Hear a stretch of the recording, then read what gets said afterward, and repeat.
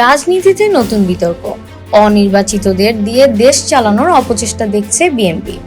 জাতীয় ঐকমত্য কমিশনের সুপারিশ নিয়ে কড়া সমালোচনা করছে দলটি।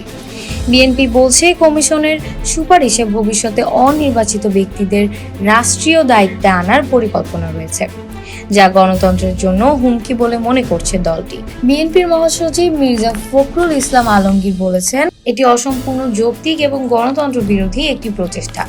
22 মার্চ শনিবার বিকেলে বিএনপির চেয়ারপারসনের গুলশান কার্যালয়ে এক সংবাদ সম্মেলনে তিনি এই মন্তব্য করেন। এদিকে জাতীয় ঐকমত্য কমিশনে 23 মার্চ রোববার নিজেদের মতামত জমা দিবে বিএনপি। বিএনপির দাবি, রাষ্ট্রীয় কাঠামো ও নির্বাচন ব্যবস্থা সংস্কারের নামে একতরফা পরিকল্পনা বাস্তবায়নের চেষ্টা চলছে। অন্যদিকে সরকার ও সংশ্লিষ্ট কর্তৃপক্ষ বলছে, দ্রুত নির্বাচন আয়োজনের জন্য সংক্ষিপ্ত সংস্কার প্যাকেজ বাস্তবায়ন করা যেতে পারে। সংস্কার প্রস্তাব চূড়ান্ত করার জন্য 20 সেপ্টেম্বর পর্যন্ত সময় বেঁধে দেওয়া হয়েছে। এদিকে সরকারের পক্ষ থেকে বলা হয়েছে, সংবিধান ও আইন অনুযায়ী রাষ্ট্র সংস্কারের কাজ চলছে।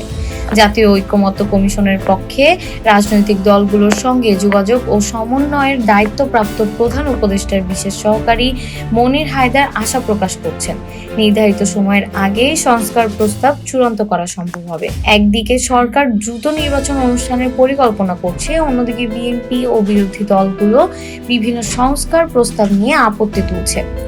এখন দেখার বিষয়, শেষ পর্যন্ত সংস্কার প্রক্রিয়া কিভাবে চূড়ান্ত হয় এবং বিএনপির অবস্থান কোথায় দাঁড়ায়।